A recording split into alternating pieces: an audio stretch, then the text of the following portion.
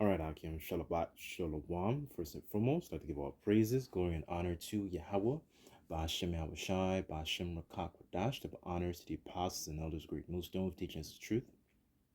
And salutations to the sincere Akim and Aqua may listen. May the blessing of election be upon your house. My name is Brother Raquai, and back in here with another quick and Lord's will as always an edifying lesson. And for today's lesson, I just wanted to go through this chapter here I have in this book. It's titled Workers Not Thinkers, right? So I kind of just borrowed it from the book here.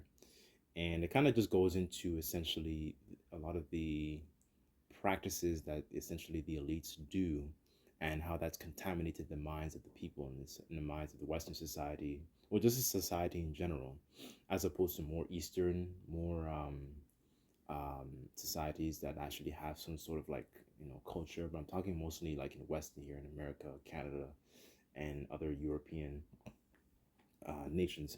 Um, so here it says on page 197. So I'm going to read a little bit of it and I'm going to put some precepts in. So hopefully, Lord's will as always, Yahweh Radazah, this lesson may be edifying. So here it says, page 197, one major influence on both Adolf Hitler and Karl Marx, well as modern globalists, was George W.F. Hegel, whose words and works have often been appropriate to justify the means of the powerful.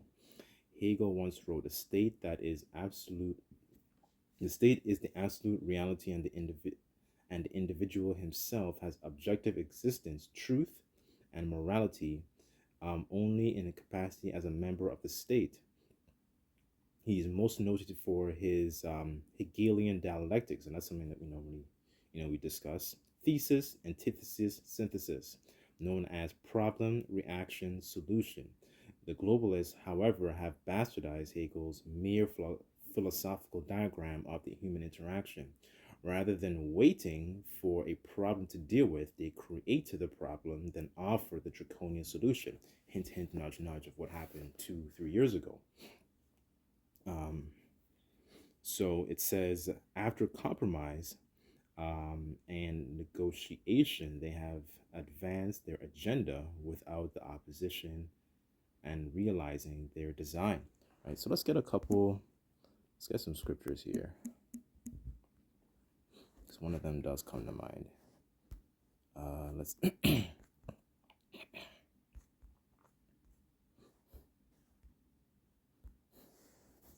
Okay, this is 2 Corinthians 2, verse 11, and it says, lest Satan should get an advantage of us, for we are not ignorant of his devices. And this is one of the devices of Satan, not the spiritual demon, but essentially that the man who comes after the workings of Satan, right? So these elites, these Edomites, these Rockefellers, and different as a matter of fact, a chapter will outline it, but these particular elites that are doing the bidding of Satan on the planet Earth as it is, right? So further on, so here it says, let's bear with me on this.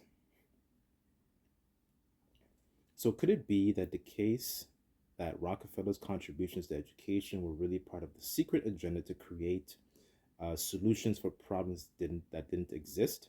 Another case in study may find that American education establishment has been created and guided for many years by the same Hegel-inspired global elite who created the Russian communism and German National Socialism.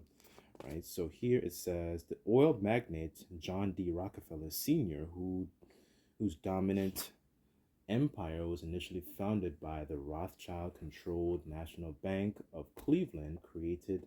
So this is something they created. It's called the General Education Board in 1903 to dispense Rockefeller donations to education, right? So this is what they do, right? They might create not using their company, but they'll probably create like a shell company, right? And it'll be like a foundation essentially, kind of like how Bill and Melinda, they have the Melinda Gates Foundation, and they would fund particular things.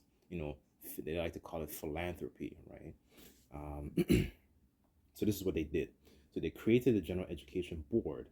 By 1960, they ceased operating as a separate entity, right? So they want to do things in the dark. Its programs were rolled into the Rockefeller Foundation. In 1917, the GEB made a $6 million grant to Columbia University to create the new Lincoln School, a private experimental co-educational school in New York City. Right. So this is one example of the things that they did. According to the according to the late Eustace Mullins, the authorized biographer of Ezra Pound, who in 1948 created Mullins, a research globalist control in finances, health, and education. From this, in the quote, it says, "From this school descended the national network of progressive educators and social scientists whose pernicious influence closely paralleled the goals of the Communist Party, another favorite recipient of the Rockefeller millions," right? So this is different. So you see different facets in the society where the Rockefellers are actually inputting their essentially their grants to actually be able to influence the direction of the way this is the I don't want to say the way the society essentially the trajectory of the society, right? So you see that, how that kind of like boils down. So they don't really, show themselves as um this giant foundation. They kind of create um a, a company, so a company, so to speak, or like a foundation. That's about the best word I can use. And then that foundation pours money into different um facets of the society, whether it's nonprofit organizations, whether it's universities, whether it's children's programs, and so on and so forth, right? um so it says, just bear with me on this. Another institution of the higher learning long funded by the Rockefellers is the University of Chicago, and closely connected to it is the English world's most accepted authority on everything, Encyclopedia Britannica Inc. In 1943, advertising ex- executive William Benton purchased the encyclopedia and operated it as a charity for the University of Chicago. Right, so all these different schools, a lot of our people like to essentially attend. Because I think the one Columbia, I believe that's one of the Ivy League schools, if I'm not mistaken. So you have like Harvard and Howard and all these different Ivy League schools that that is associated with a lot of prestige, that our people go to, and they attend these particular schools. And once graduate with high honors and so on and so forth, right? As opposed to our people, they attend these schools and they don't actually have an understanding of who they are as a people, right? They don't learn these particular things in these particular situations. They don't actually learn the importance of having a dietary law, having not wearing mixed fabrics, for example. The importance of the laws, statutes, and commandments that you Israelites were given. They don't understand and know these particular things, right? As a matter of fact, let me get two precepts. Just bear with me.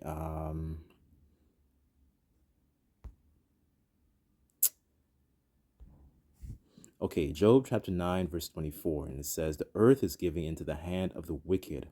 He covereth the faces of the judges thereof. If not, where and who is he?" Right? So this is these people, these elites, these bankers that made their money through oil and so on and so forth, the Rothschilds, Rockefellers, so on and so forth. And this is what they do, is pouring money into these particular facets of the society. And now with the money that they have acquired, right? They've used it to actually influence whether it's public policy, in your municipalities, whether it's the education. They might fund like libraries, for example. Get more books, right? And they have be able, and with the money, they're able to dictate what actually gets placed in those societies, the resources that they have might have availability to, so they wouldn't want particular things. Because essentially, like, from my experience of working in a nonprofit years ago, before I was in the truth, When you acquire money, from particular foundations or from particular companies, for example, normally what comes with that are stipulations. So they want to know where that money was allocated to, what, how much money, $100 went towards this and that and whatnot, right? That's what the scriptures say that essentially, I believe it's an Exodus that a gift destroys the heart and blindeth the wise, right? So just bear with me on this. Just a little bit more I wanted to get out of here.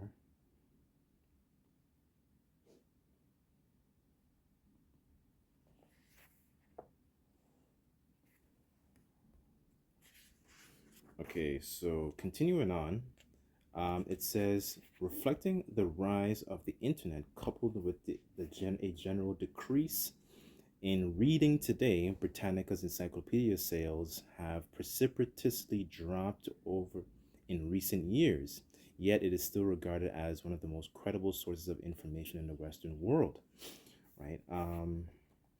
Further on, it says the high school graduate of the 1900s was an educated person, fluent in his language, history, and culture, possessing the skills that he needed in order to succeed, right? And a lot of these students, they go to these schools and they don't actually know anything about anything, you know.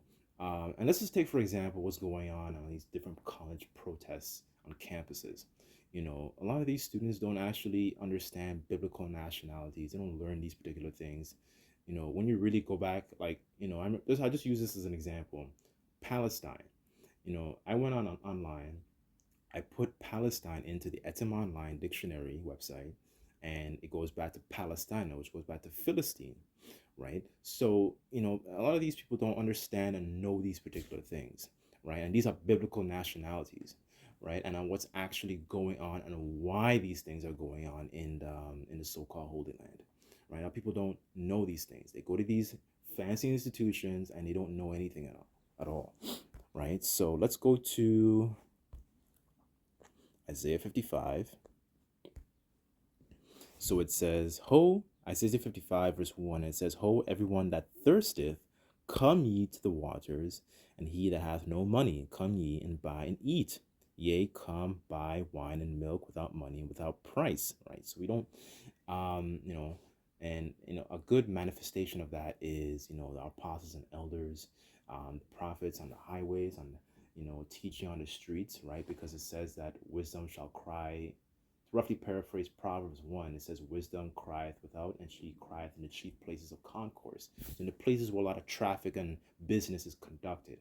And this is where you'll find real information. You'll find real knowledge. You wouldn't find that in your Columbia universities, your UFTs, your so on and so forth, right? Because you talk to a lot of these students and they don't actually understand what's going on in the world. They're more caught up especially Jake.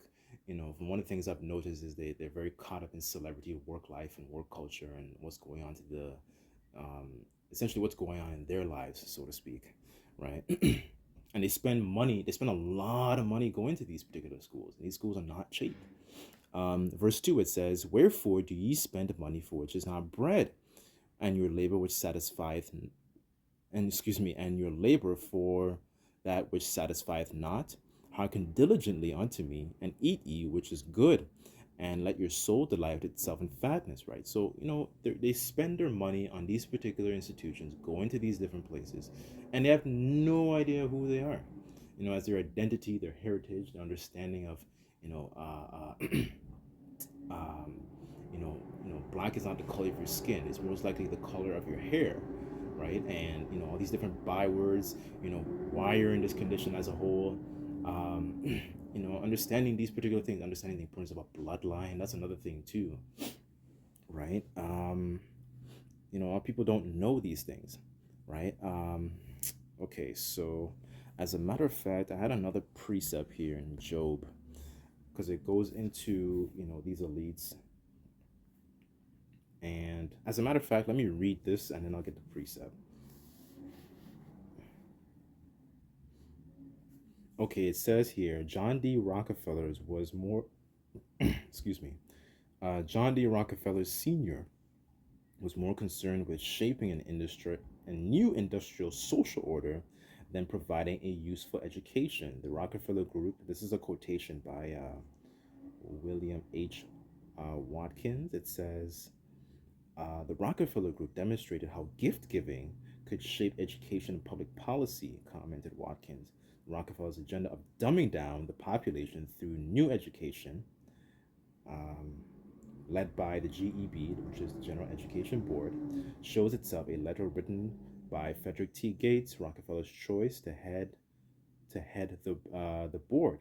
In our dreams, we and this is what the letter says. It says, in our dreams, we have limitless resources, and the people yield themselves with perfect docility um, to our molding hands. The present education conventions fade from their minds and unhampered by tradition. We work our own good will upon a grateful and responsive rule of folk. We will not try to make these people or any of their children into philosophers, into men of learning, or men of science. We will not raise up from among them authors, editors, poets, or or men men of letters, right? So, as a matter of fact, let me read to the end. It says, we will not search for embryo great artists, painters, musicians, or lawyers, doctors, preachers, politicians, statesmen, of whom we have an ample supply, right? So they don't want, essentially, they don't want you, you people, you regular, you regular folks, you regular Israelites. They don't want you to be up in, upper echelon in society, having understanding of what's going on in the world, the plans that they're doing. Your understanding of actual culture and history and languages and so on and so forth, or even your own identity as a whole. They don't want you knowing these things. They want you to just stay dumb, you know, put them caps on the bottles and just move along on the conveyor belt, right? That's what they want you to do. Just do that. Just be a good slave and just do that. They don't want you to be able to think and think critically, right?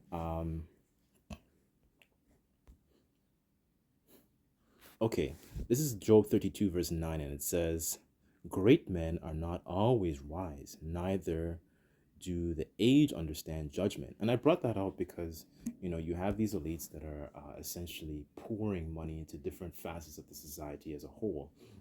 And, people might in the world might look at them and esteem them as like great men because they've made multi-million dollars, in their different industries. But these are people are not great. They're not smart, because you don't actually encourage people to actually be able to think, right? This is why it says in Ezra that how much the world has gotten weaker, right? That's not just talking about essentially, just physically, but they've gotten weaker, mentally, because the plan of the elites essentially is to make you people docile to conform to the agendas that they put forth, right? You don't actually challenge the status quo because you're seen as a threat, right?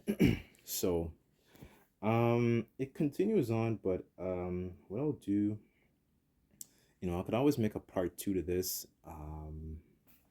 Let me just end off with this scripture here.